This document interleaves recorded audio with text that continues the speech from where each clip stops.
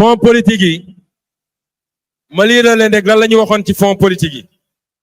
parce que ñun waxuñoo ak ñoom ñun peuple sénégalais la ñuy waxal te man jomm naa lu ma mës a waxanteeg askanu Sénégal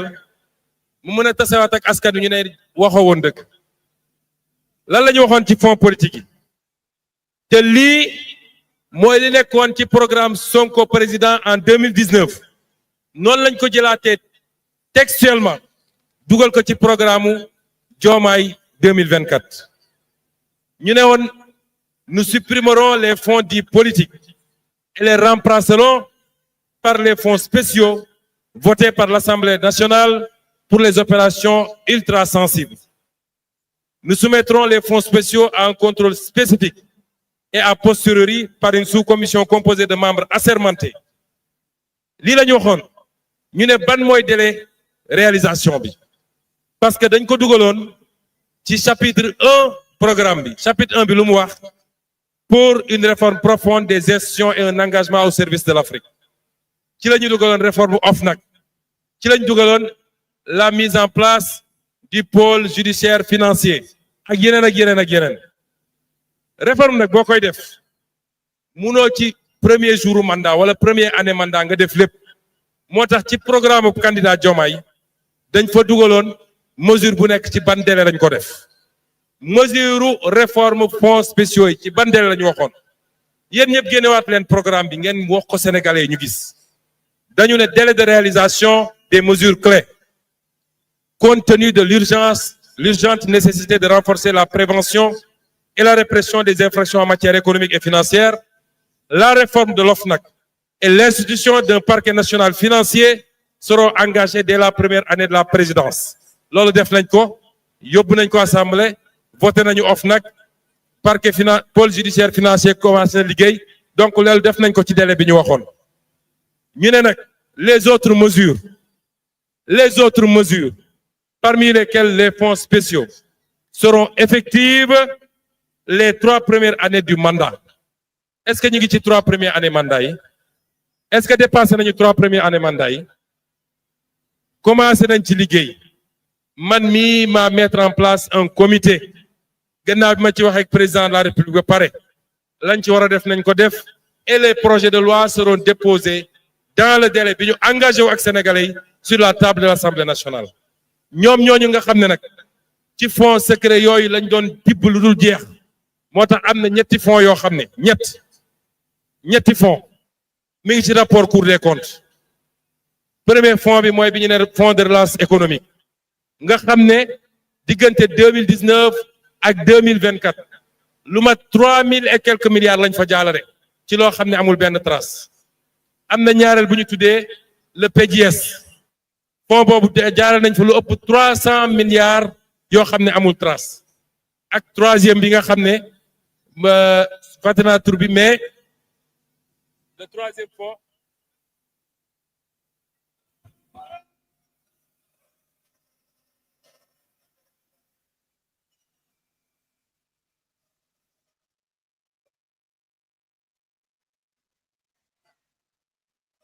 donc ma ne premier fonds bi di li ñu tuddee compte de dépôt du trésor compte de dépôt au trésor gouvernement nga xam ne entre 2019 ak 2023 rapport Cour des comptes page 16 et 17 nee na jàllale nañ fa 1343 milliards la ñu jaarale ci compte boobu lu amul benn contrôle ñu sax-saxee xaalis bi compte boobu wax naa waa Cour des comptes il faut ñu poursuivre liggéey bi il faut ñu dem dërëm bu ne ñu wax ñu fan lañ ko dugal am na compte bu ñu tuddee programme de défense des intérêts économiques et sécuritaires du Sénégal le PDS lu mat 300 et quelques milliards jaaral nañ ko foofu mu ne France muy ñaareelu compte bancaire bi nga xam ne ñu ngi ko ubbi woon ci benn banque de la place moo dul tudd ñu tuddee ko État du Sénégal relance de l'économie compte boobu nu mu tuuti rapport Cour des comptes nee na retracé nañu 157 milliards yoo xam ne ils l'ont géré de manière extra budgétaire yëpp ñu defoon ko ay compte secret di ci lekk xaalis di ci séddoo looloo tax ñu ne ñun bu ñu ñëwee on va réglementer ces comptes là mbokk yi Pastef bokkul ak benn parti ci Sénégal su ma nee bokkul ak benn parti ci Sénégal mooy parti yi nga xam ne jot nañoo gérer réew mi duñu ñoom duñu ñun jegantewuñu te parti yooyu sénégalais yi dootuñu mus a juum ba ñu dellu si au pouvoir ndax ndëngte njublang nëbb dëgg ñàkk gis-gis ak vision ak ñàkk priorité Sénégal dootul voter pour loolu moo tax nag fi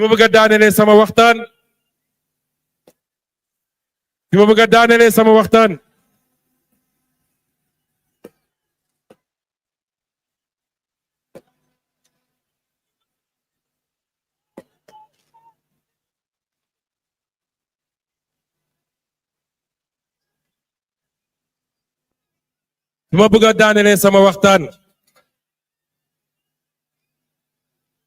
nit ñi yàqkat yi li ñu yaakaar mooy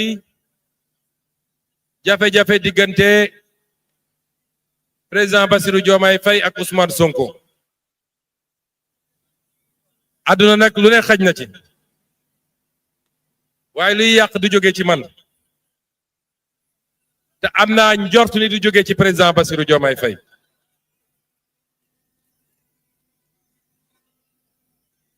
président Bassirou Diomaye bi ma koy proposer candidat dama leen ne maak moom bëri na lu ñu méngoo ak lu ñu bokk gis-gis am na it yoo xam ne bokkuñu gis-gis moom bi may tabb premier ministre daf leen ne bëri na lu ñu bokk gis-gis waaye am na yu ñu bokkul gis-gis kon loolu xam na ko ma xam ko te terewul ñuy ànd depuis kenn xamul kañ la loolu mooy suñu doole président Bassirou Diomaye bi ma paree syndicalisme ay nit ñëw gis ma ne dañoo bëgg a def parti politique may leen man duma mus a def politique ndax dafa salte ñu dellu si wax wan ma ay texte ma liir ko xool réew mi ni muy doxee ma ne bu dee ñun ñi ñëpp nga xam ne ñu ngi liggéey ci état jiital ci njub ak professionnalisme bu dee ñun ñëpp ak ñi ne privé te am même qualité yi ñi ne sur l'international te am même qualité yi su ñëpp ne ñun duñu def politique seuls les médiocres vont faire la politique kon nañu dugg ci politique bi waaye bi ma décidé dem ñi ma njëkk a woo monsieur le ministre Birame Souleye Diop monsieur le maire Jamil Sané madame la questeure Aïcha Touré monsieur le président de la République Bassirou Diomaye Diakhar Faye ak ñeneen Matar Sène moom bokk na ci ñëw woo ma ñoom ñoo ma xëcc ñooñ laa njëkk a woo ne leen man de defe naa damay dugg ci politique waaye gis naa ci yéen lu ma doy su ma sañoon ngeen ñëw ñu ànd dugg ci politique président Bassirou Diomaye Faye ci parti bi la xamee politique man mii ci parti bi laa xamee politique ci parti bi la ñu màggee moo ñu tette lu ñu xam ci politique parti bi la amul leneen lu dul Pastef les patriotes en 10 ans de combat fal na fi ay maire te bu soobee yàlla 2026 ñu def razzia ci maire yi incha allah en 10 ans au pouvoir Pastef les patriotes fal na fi ay député en 10 ans au pouvoir Pastef les patriotes fal na fi président de la République en 10 ans au pouvoir Pastef les patriotes am na une majorité confortable à l'Assemblée nationale pour gouverner léegi nag xam nga politique ku koy def na nga ñaan yàlla may la gis-gis est-ce que xam ngeen li tax ma bañoon ni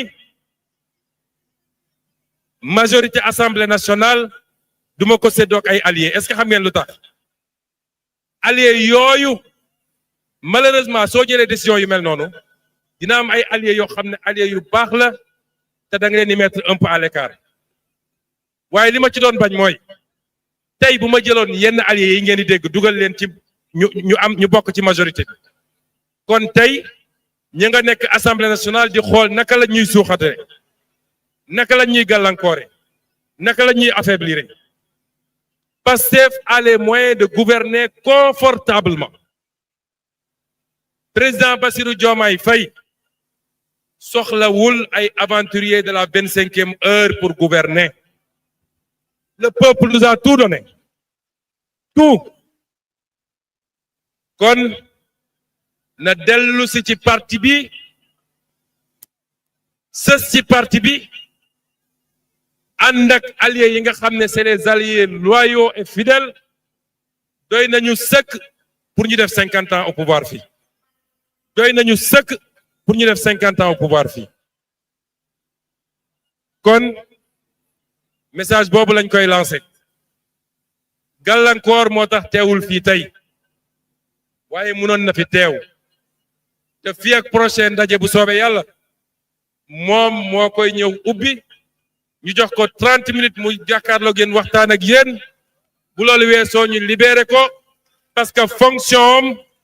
mayetu ko mu jël ay responsabilités politiques loolu la ñuy wax ci biir parti bi di leen ñaax nag ngeen dem bindu ci liste électorale yi dem leen bindu ci liste électorale yi ndax fi mel ni Touba Mbacké rek Touba Mbacké gii rek bu jeunes yi demoon bindu man léeg-léeg damay ragal dem Touba Mbacké ndax xam naa fi ma toll waa Touba dama koy ragal sax léeg-léeg noonu la amee fépp ci Sénégal nag noonu la amee fépp ci Sénégal su ma demee ziyaare Kaolack gis ngeen ni muy mel su ma demee ziyaare Tivaouane gis ngeen ni muy mel léegi sax damay ragal ziyaara religieux yi parce que su ma demee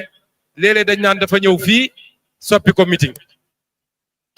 ndaw ñooñu nag dama jël misaalu Touba nee nañ 400 000 électeurs la